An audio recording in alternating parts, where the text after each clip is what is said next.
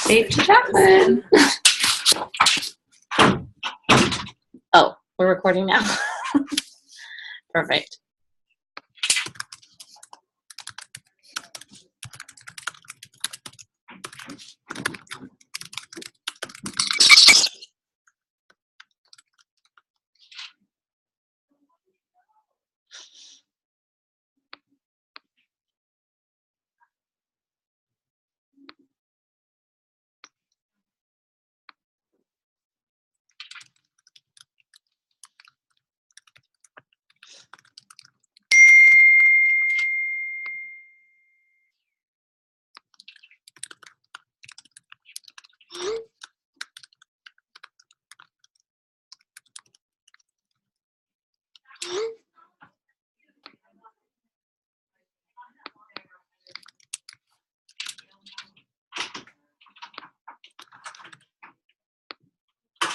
Okay, she's recording it now. Okay. Cool. Your keys. Thank you. I have keys. Yes, perfect. I can't wait to look at them. All right, so what I'm going to do is take notes at the bottom of this sheet, but then I'll transfer them to our note sheet. Okay. In our usual format, and then I'm going to share you on my version as well. So I have your version open. Okay. And then if you want to have mine open, you're more than welcome. Okay. I'm pasting Miss Solomon's so you can take a look Okay. at hers as well. But that's where I'm going to take notes. You absolutely have almost the exact same things that I noticed. So it actually was well aligned, which was great. So here we go. I'm sharing my copy with you. And before we even begin, I want to tell you what I did at the top here to make this. Sorry, this is so awkward. We're like close to the awkwardly close to the video, but so I separated this out. Okay. Okay. Cool. Yeah. I did not put week 2s here because you had the change in your box, but I separated. Am I on mute? No. Okay, great. Hi. Jacqueline, I'm hiding your face from us so that it's not distracting. Okay. Okay, so I separated out which questions they were. These, okay, cool. This does not mean these were mastered.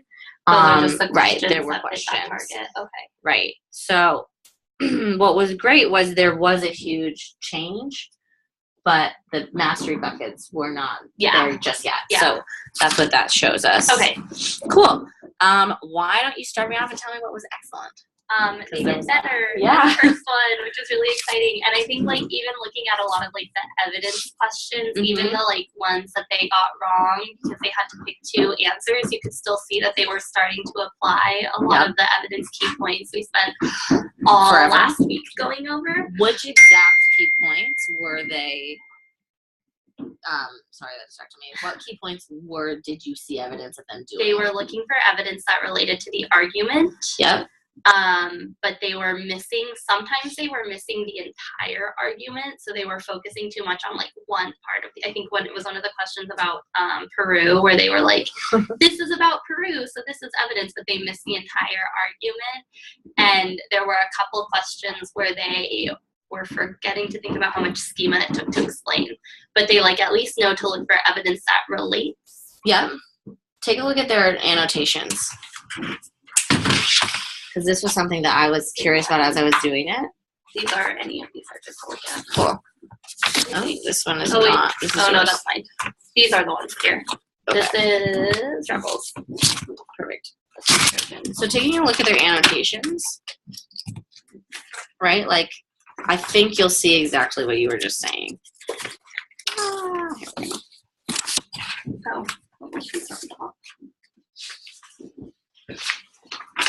So some students actually were not annotated. Yeah, some students didn't annotate anything, but here she underlined her argument. Right. And then found evidence that related. So let's start here because I think you're right. There's a lot of good things. They got this assessment. They did much better than last time. Your buckets sort of shifted by 20%, which was really good. But the little things that they're not doing, you'll see, are kind of rooted in this piece of the annotation. Mhm. Because they're just getting that very basic response to these questions. Yeah. And they're not necessarily internalizing. Yeah. They're not internalizing the posted annotation. Yeah, so like this one is ideal. Yeah. Great. So you do have students who are doing it, which is like very clear that you taught it, right? Yeah. But I think part of it too for this quiz especially was the time constraint. yeah. Before they took it, I broke down like this is how long you should spend reading each passage. This is how long you should spend on every question. And I call out like we broke down there were 4 passages with 5 questions each, so they should spend 15 minutes on each passage and questions. So I told them like take 5 minutes to read and annotate, 2 minutes per question. If something's taking you too long, move on and come back to it. So I think some of them were feeling a little rushed. Yeah. But the vast majority what's going to help them when they're in a hurry is being able to just move quickly. Right. But what they're like processing, what did you have them do in practice that's going to help them actually go faster to answer the questions? They were annotating. They're annotating. So they could go back and find that specific part in the text. But like looking at the Trojans, a lot of them didn't annotate. So what should we do then just like within your practice each day? What's like a quick thing you could say to everybody every day that might help them? Just like when you read, remember to annotate. Because it will help you move more quickly when you're answering the questions because you'll know where to look in the text.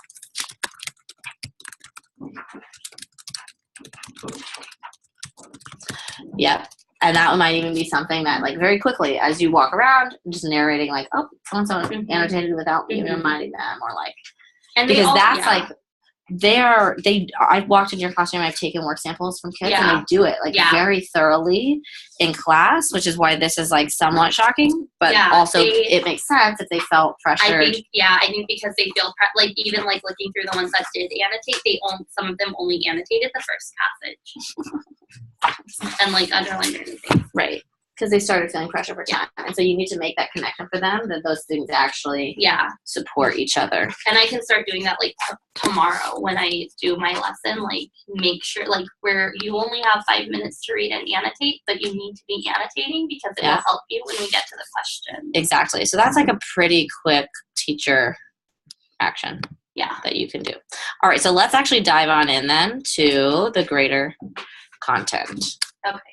So you did yours similar to me. You broke down by chunk, by question type, right? Yeah. Awesome. So let's start with central ideas. You'll see that like as we go through, for narrative, that will get to nonfiction. You'll see like as we go through, there's like trends within. I'm sure you probably noticed. Yeah. But let's start here and I'll start typing some notes. I think I did all 3 questions for this one, but let me see what I had.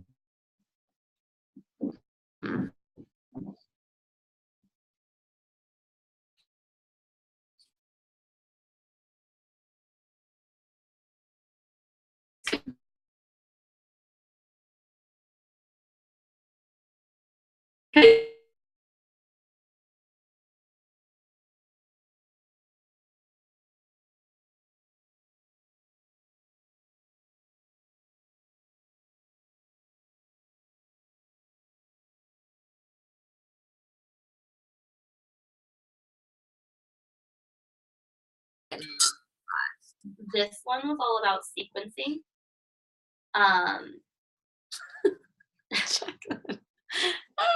They had to be able to sequence events from the story in the correct order. Yeah. And what a lot of them, they had to number them, but what a lot of them did was they like got off to a great start, or they had most of them correct, but the first 2. The first 2, this isn't a good example of it, but the first 2 they mixed up. That's not a good example. What caused them to make the error? Because the second event, this one, Talulu pinched Madame Charity's ankle and caused her to scream. the first half of that, Tallulah had pinched Madame Charity's ankle several times in the story.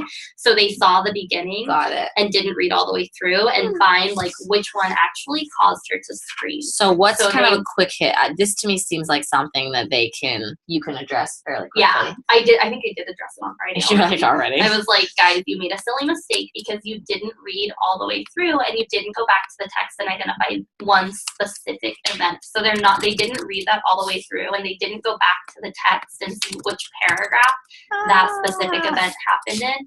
So when they're answering these questions, they need to go back to the text, number the paragraph, say this happened in paragraph 1, this happened in paragraph 4, and number which paragraph it happened in to help them sequence it.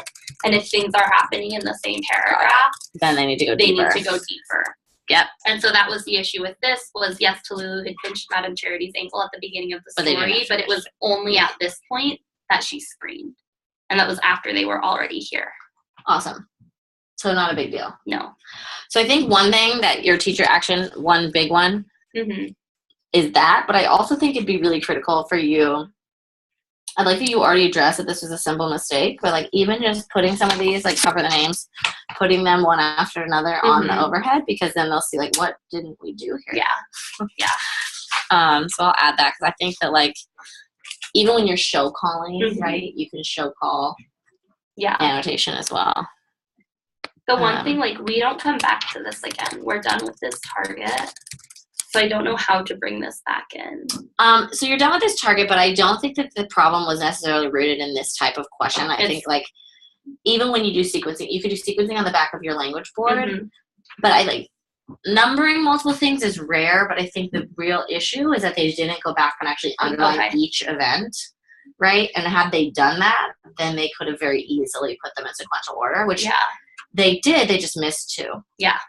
So, yeah, I think, like, the practice there isn't, like, this type of question. Like, they know how to put things in order. It's just, like, they see those on math all the time. It's, like, actually, like, going back to the here's 5 things I'm trying to order, going back to the text. Even then, when there's things that's, like, one thing you're looking for in the text. Yeah. That's why this next step that you said, like, going back to the next number, the paragraph of the event in the question. Yeah. That will help them on any type of question. Yeah. Whereas, like, we don't have to be too specific about, like, when you're given 7 things to put in order. Like, so that's even, like this one gives us the inferences, but the target for next week, they have to, it's part A, part B questions where they have to have to select the correct inference and then select the correct evidence. So that's, like, where they'll need to go back into that specific part of the text. Exactly. And they'll even have to sort of go back to part A. Yeah. Yeah. What are you searching in part so A? For part A, they'll need to go back to the text before they even look at part B. Okay. I'm glad that's coming next week, so we'll take a look. I think it might be this week in narrative and next week in nonfiction. It's next week in nonfiction. I'm glad it's both. Okay. Cool. But that, like, small thing, right, is affecting them in multiple areas. Yeah. Right?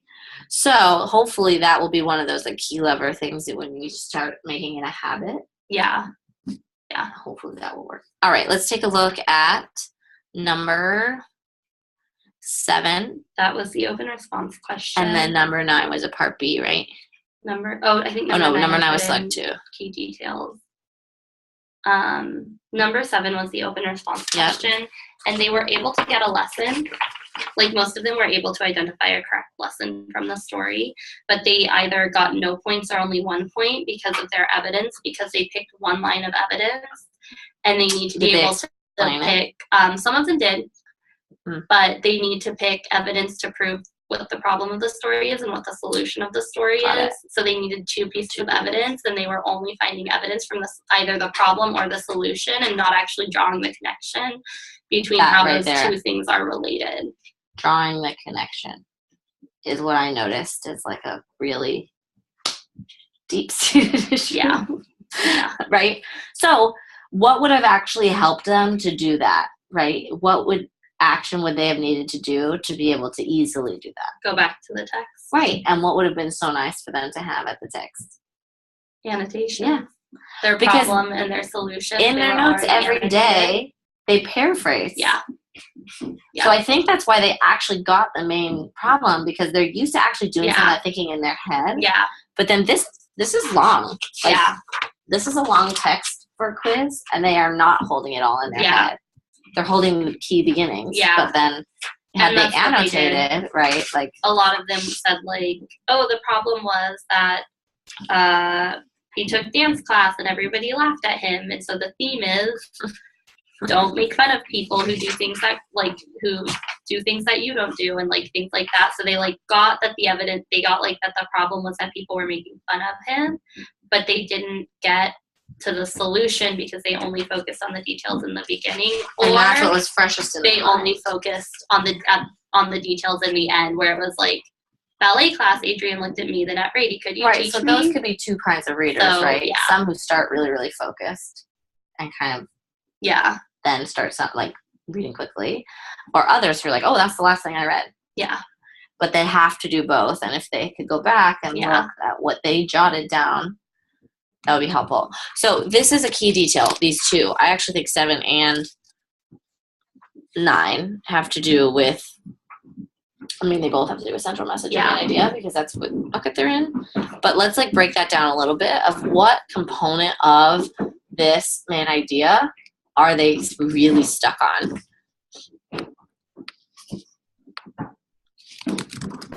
I think in terms of theme, they're getting stuck on the key details, which is impacting their ability to explain their conclusion. They're drawing the conclusion, but they're not finding the details to support it. So without the details, they can't explain it. And where do they keep track of those key details? In their annotations. Yes. And they're not doing that. Yeah. Which is actually sort of backwards, right? They're drawing the conclusion, but without the details, which is so weird. But also, we focus so much on the drawing the conclusion part. Yeah. Right? And they've, like, just generally in the past, like, theme has been, like, pretty easy for them to determine a theme, like, compared to a lot of the other things, like, compared to some, like, main idea itself. But I think it's when it comes to explaining theme where they struggle a little more, because they are struggling to find the best evidence. Yep. Yes. Okay, so our next steps there should be what? We need to go back and refocus on key details. Where, like, just reteaching where to find evidence to support theme. That it needs to come from both the problem and the solution. So you always need 2 pieces of evidence. Yeah.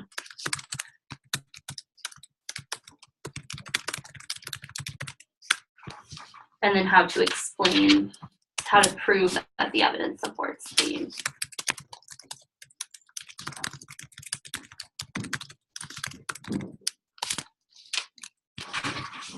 Yes. And how are they going to do that? By using their key points and by explaining, like, when a character has a problem, they learn something from their problem based on how they solve it. Yes, which is them actually making the connection. And drawing the conclusion.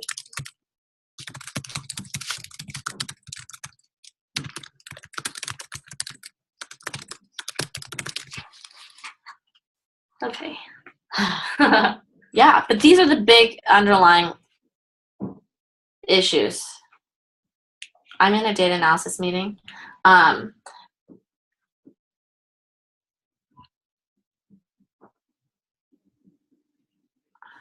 Sorry, that totally derailed me.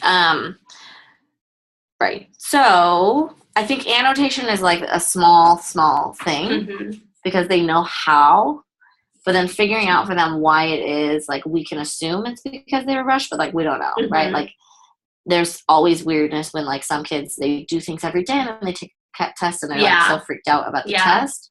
So what we need to do is we need to, like, blur that space for them. That, like, really, this looks no different. This actually looks no different than what they're doing every day.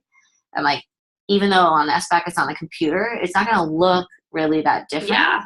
They need to just, like, feel confident in the routines that they've built. And so, like, as much of that kind of, like, build up is, like, you guys annotate. Like, why do you annotate during class? And then they tell you, right? And then they're like, okay, what does that help you do? Well, then what do we have here? I know even if I ask them, why didn't you annotate on the test, they'll tell me. they'll be able to explain why they didn't do it. They'll be able to. So I think then that conversation should be rooted in like, what do they want their scores to be? Yeah. Right? Like, what do they want to show the world that they know? Yeah. And I mean, because these scores are okay, but they're not as good as they could be. Yeah. Right. Like, and you can tell them that like, these are better than last week, and that's great. But we've learned so much between last week and this week. Yeah. I would really love to. And you're not showing it to see that.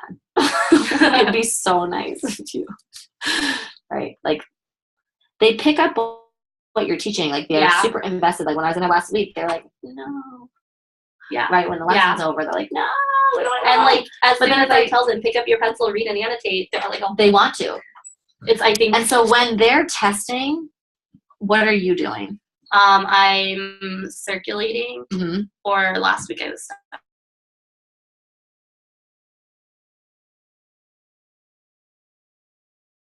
On that one?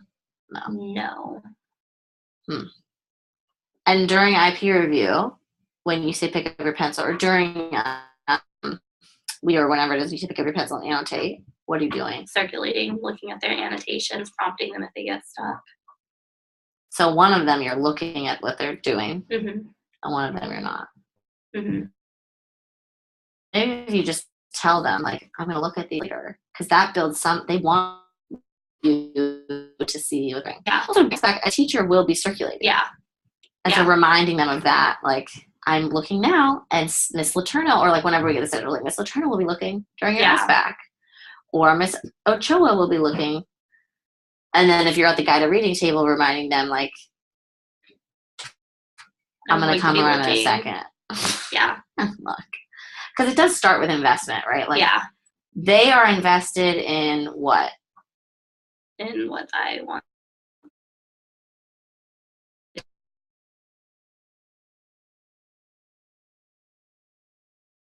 They're just doing it because I want them to, and we need them to do it because they don't understand like the big why. Yeah.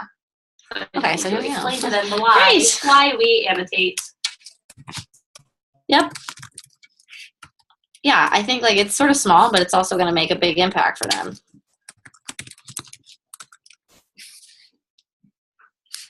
Yeah, and I think they probably also got a little bit of mixed message because I told them like read and annotate, but don't spend your whole time annotating because you need to do the questions. So because they do, but they spend a lot of time spend their whole time annotating if they could. Right, it's like showing off. And I've made like a huge deal about the ones who like take their notes on the side, like who take like their own notes and like do all of this extra stuff. And you can do that. You can give sparkles and clip ups or collar jackets to these friends who did it. Did it because it's their habit now. Yeah. You're a better reader today than you were last week because you've built a new habit. Yeah. Right? Because that's what reading is. You're not always.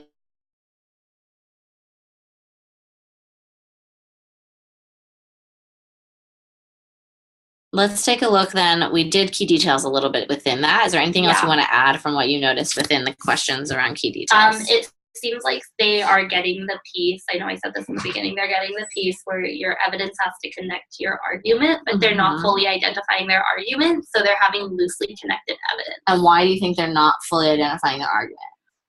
We do it together every single time we do a question together, but when we do IP review, we don't always explicitly state, like, this is the argument. Sometimes I go right into them explaining how they know their answer is correct. Okay, so what are you going to do next time? Every time in IP review, before we even look at our correct answers, we will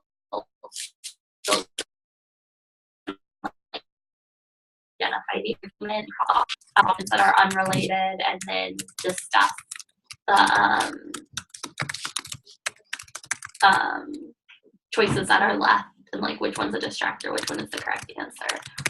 Great. So here's my other thing. So you said you do this in your model? Yeah, we do this every single time in the week.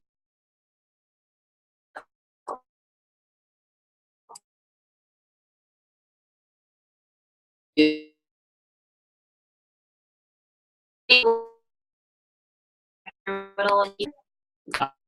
people had interesting do, and some of them could raise their hand and say find the argument, and some of them were still like, I have no idea what you're talking about. Okay, so gradual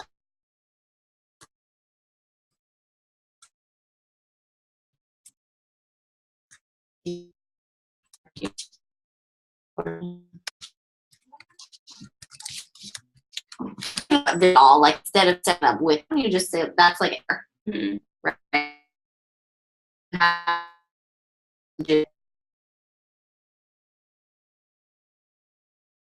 Argument. Okay, like go underline the argument, and then we share what the argument was. Right. So then you could just say like, think in your brain what's the first thing you're gonna do, and do it, and don't say it out loud.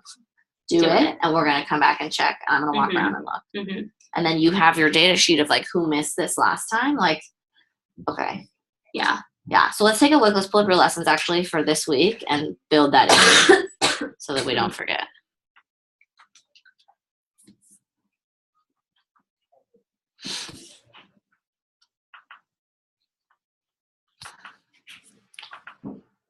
Narrative for tomorrow. Perfect. This out.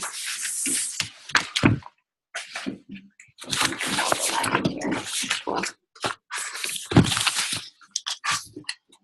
Okay, that was a poem. Ooh.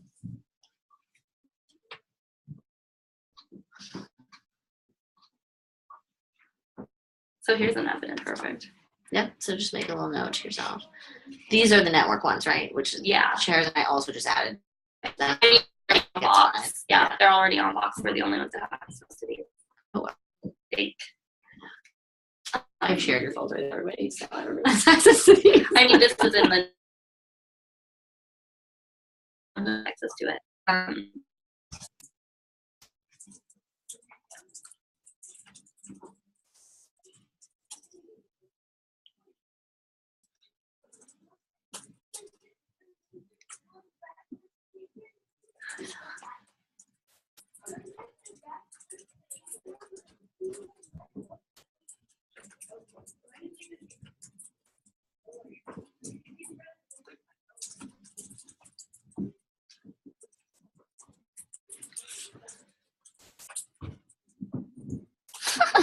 Look at Jackson right now. Did she just have to keep She's observing other classrooms right now.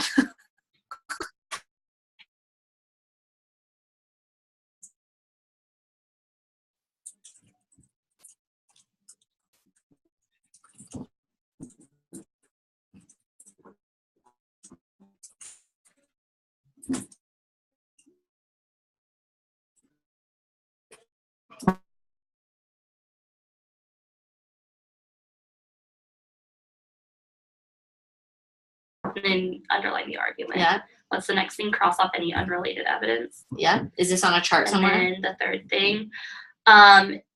Yes. It's okay if it's not actually because like you have it's a on chart, that best evidence poster, which like is really tricky for them to see because it's really small.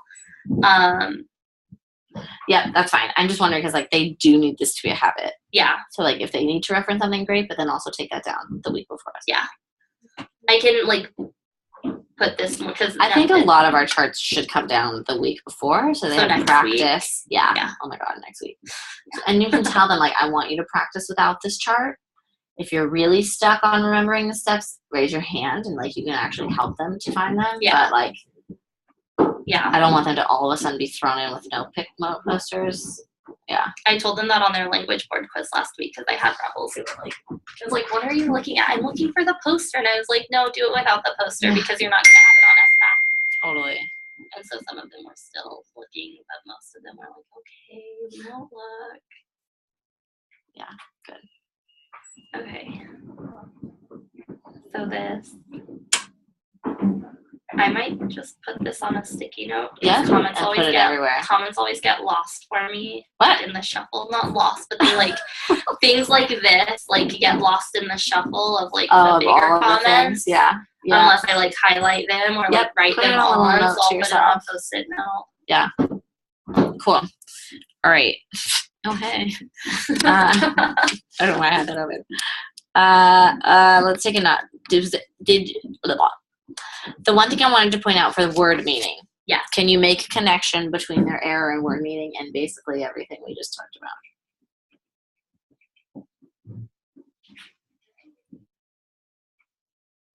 They're not going back to the text. Yep. They're still using their schema. Yep.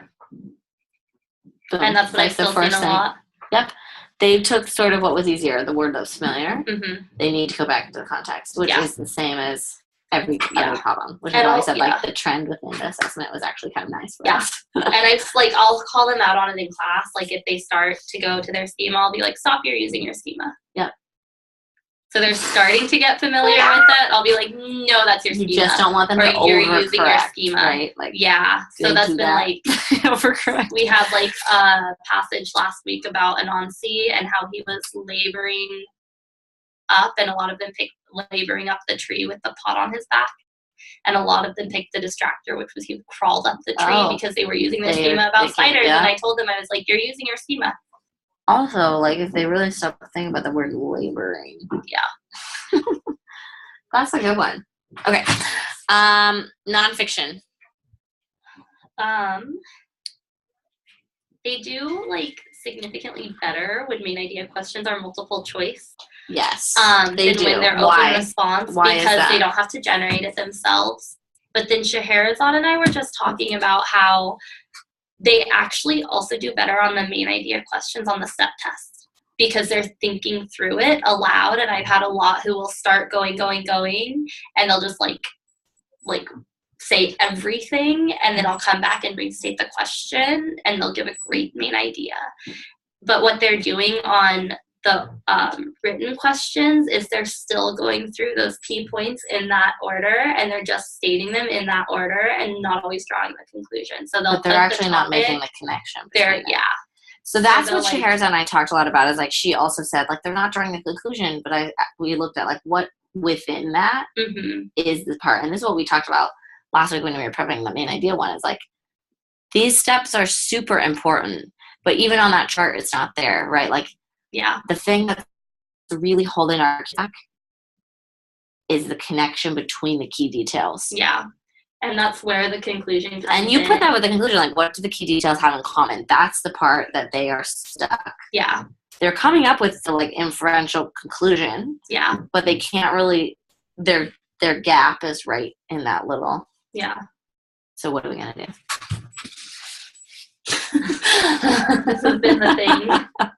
Every single time. Something that I've done in guided reading that has been effective for those groups so far is we like look at their main ideas and analyze them so they can see like I did not actually draw a conclusion. Why didn't I draw a conclusion? Yes. And why didn't they? Because they didn't list. Some of them it's because they didn't list the key details or they only listed one. Right. So they also listed none because they didn't actually annotate. Yeah. Okay. So first they need to identify the topic of the text and underline key details related to that topic. I just want it to be the parts they don't do. Oh, okay. Which is underline or annotate key details related to the topic. Every time. It's a little funny. Okay.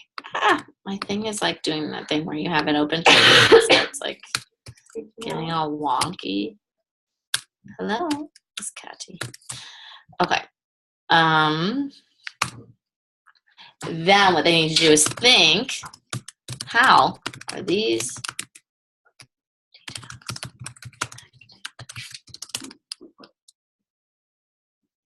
Then they draw the conclusion. What does this reveal about the topic? Or what do these connections reveal about the topic?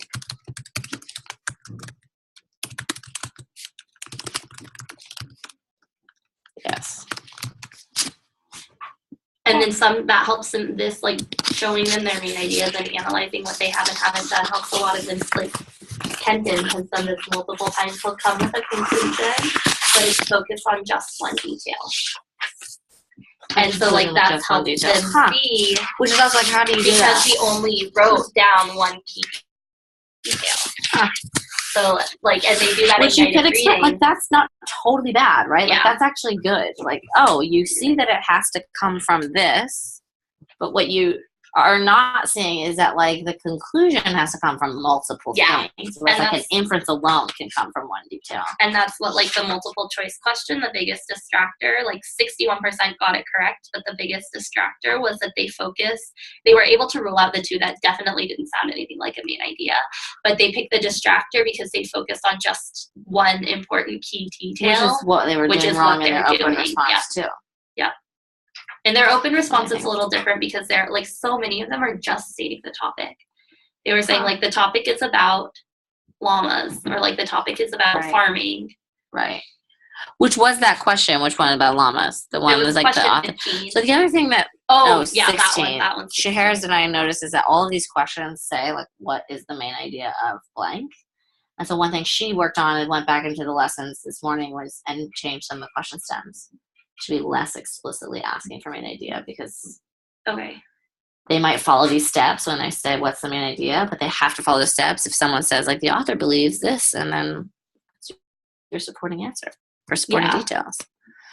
Well, that's so that's the inference. Gives you the main idea. That's the that one was one of the inference questions where it gives you the inference, and then you have the second one they chose was find the conclusion. Or you have to find that one was right, but this is still a part of that. Yeah, it's just not asking them to do all of that. Yeah, and that's going to come up time and time again too. But if they're really stuck on the connections piece, they're not going to get this right. Yeah, there's another space. We are almost done. Yeah, okay, we can start up there. It's okay, we can start up there. We'll be about 5 minutes. We just have to figure out. It was number 16. The author believes that llamas are important to the people of the Andes. Which details from the passage best support the author? Choose 2. They all got A or whatever it was, but they got confused between C and D. One was not an inference.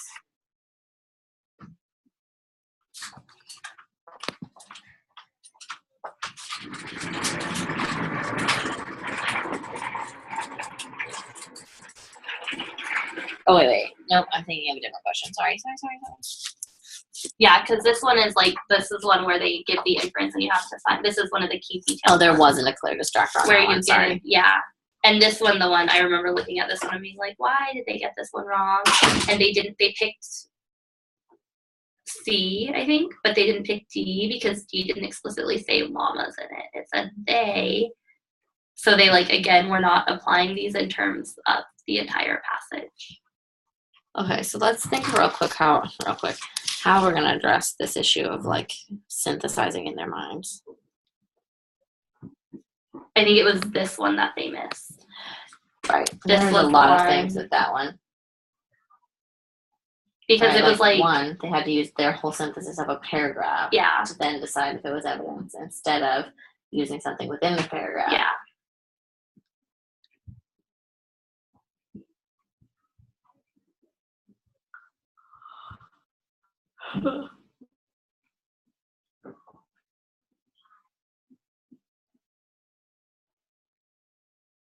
And I think they actually did fairly well on identifying the main idea. Number 7? To support. No, 17. Sorry, I don't think I had 17 down, which means yes, look. Oh, yeah, they did pretty well on that one.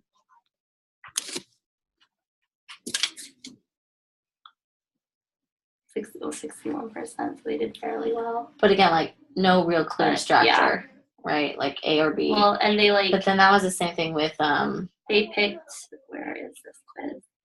They picked B because that is a conclusion that you can draw about what the author thinks about the topic. They knew it wasn't D. Right.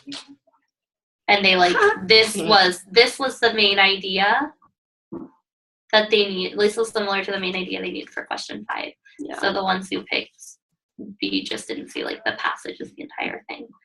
But I think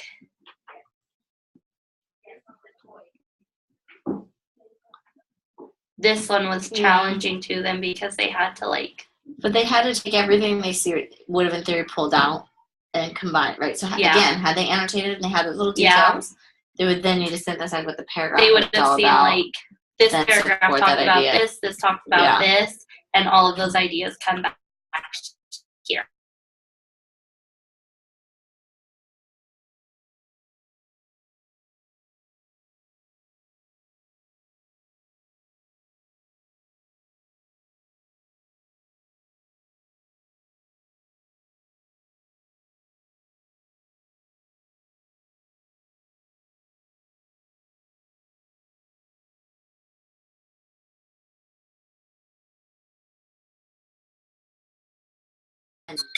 and step coming from that data. Cool. So we know what our how is. It's right here. Okay. But our what is just that really big piece around. Hi. Jacqueline, we're just wrapping up right now. Drawing those conclusions or making the connections, I'm sorry, between the key details. But in order to do that, they have to have annotated them, right? They have to do all of these things that you're going to make sure that they do.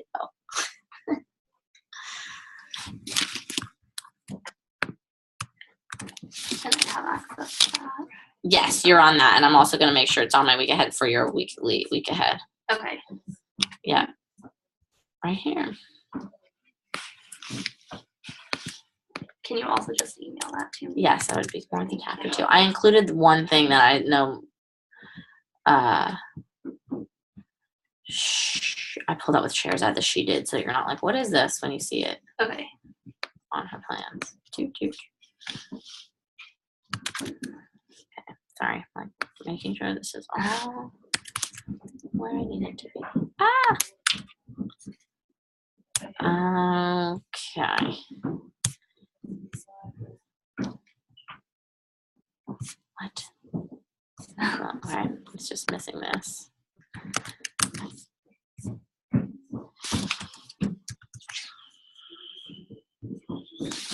Alexis will.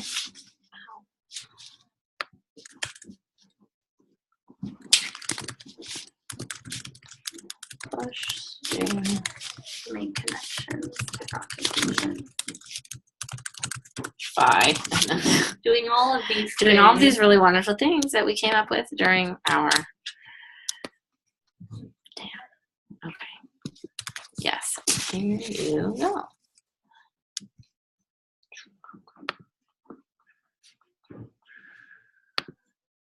My God. Okay. Okay, Beckham. Cool. Anything else you need? No, I don't think so.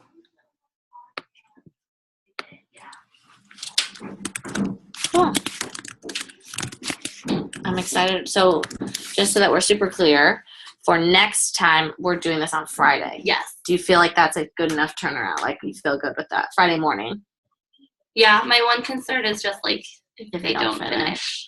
And I had enough data. I had, like, 80% finish in both classes. Yeah, I think we're just going to look at it as, like, and, like, with the Trojans, I can send them to Anna to finish in the learning lab. She's okay with that.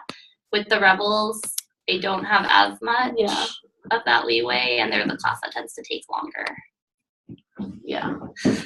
Well, so that's definitely a battle, and we'll see what happens when we take a look at it on Friday. Okay. But that would be before you today. Yeah. Would be beneficial. Yeah. I think that'll be better. Yeah. All right. Goodbye. Say goodbye. Bye. I'm leaving this chat now. Stop video.